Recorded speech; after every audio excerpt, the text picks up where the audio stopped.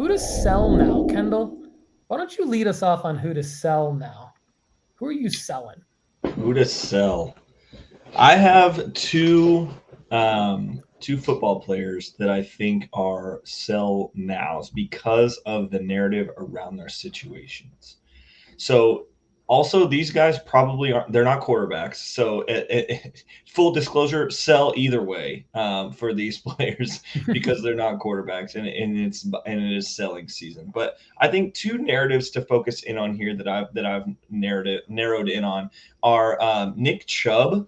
I think it's a good time to sell Nick Chubb. He doesn't prove to be like incredibly healthy in terms of like he always gets like some sort of a ding during the season. Um, and as a Browns fan, I think I'm taking a little bit of a risk telling you to sell him here because I also like there's another side of me that's like Nick Chubb is going to be the Jonathan Taylor of this year.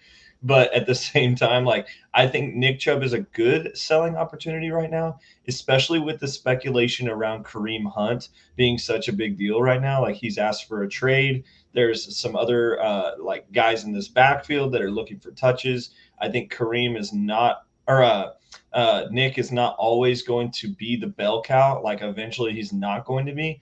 And so I think that if you have Nick Chubb cards, now would be a good time to sell them, or within the first couple of weeks of this preseason, because he's going to be leaned on quite a bit in the preseason, especially with this Deshaun Watson stuff up in the air. Nick Chubb is going to be running the ball quite a bit. Jacoby Brissett is going to hand in the ball probably as much as he can. So that also, I think, builds into an injury risk. So I'm going to say get out of Nick Chubb while you can, because I think that's a good opportunity. Similarly, Hunter Renfro. If you have Hunter Renfro cards, I think it's a good time to get out of Hunter Renfro cards. The Raiders were fun to watch. I ended up like tuning in to some of the Hall of Fame game last week, but it is clearly that Adams and geez, where his name just escaped me. Quarterback. Not Derek Carr. Derek Carr. So Derek Carr and Adams clearly have something clicking. They've had it something clicking since they were at Fresno State together. But I think there's a lot of options. You know, not only is he got Adams there, who's just going to be the bell cow or like the receiver bell cow. They've got good players. They've got Waller out there. I think Renfro is just going to not have as good of a season as he had last year. So if you still have some Hunter Renfro cards, I would get rid of those just because of the narrative. So Nick Chubb and Hunter Renfro are my sell of the week. Yeah, that's right on par with my theme, which is basically sell all of your skill position football players right now.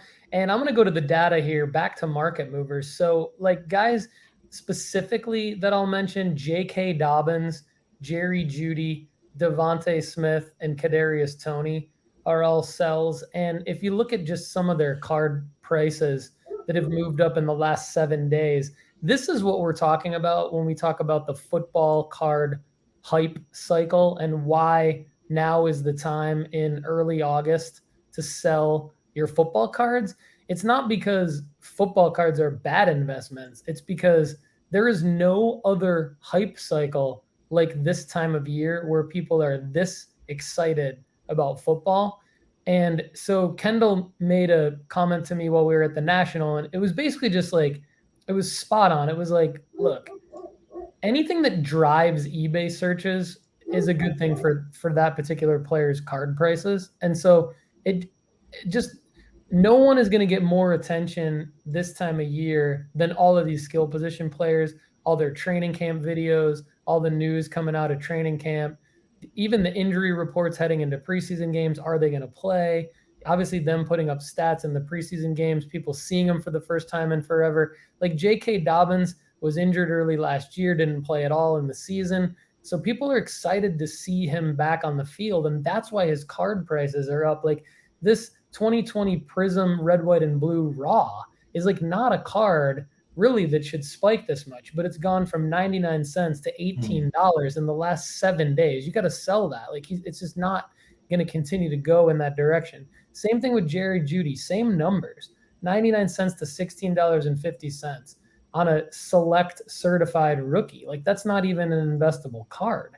That's how much hype there is. Kadarius Toney, 2021 Prism Green Raw. So this card just came out, but it's going for $12.99, up from 99 cents in the last 7 days. This isn't even like the last 30 days. This is the last 7 days. So it's a very, very short hype window for football cards. And I would say sell them now before they get injured. If you've ever played fantasy football, you know you draft a guy and he gets injured the next day a lot of times. So this is not like a get rid of this guy because he's horrible or get rid of this guy because you should never own his card.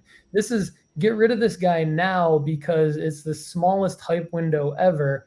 It's a huge injury risk, and you can always buy these cards later in November, December, when football cards go down significantly. Nice. Yeah, I think the different, like the injury stuff in football is just so unreal. That's another reason I don't like investing in football cards. Against, like, if you're putting your money into a place you want it to grow, it can grow exponentially there, but it's super high risk.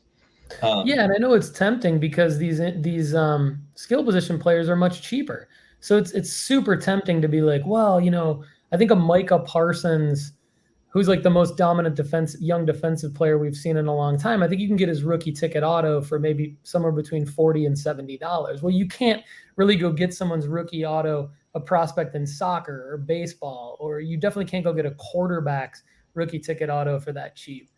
But it's just the reason why it's so cheap again is because they're so fragile and the windows are so small to be able to turn a profit on these guys. So, all right, Kendall.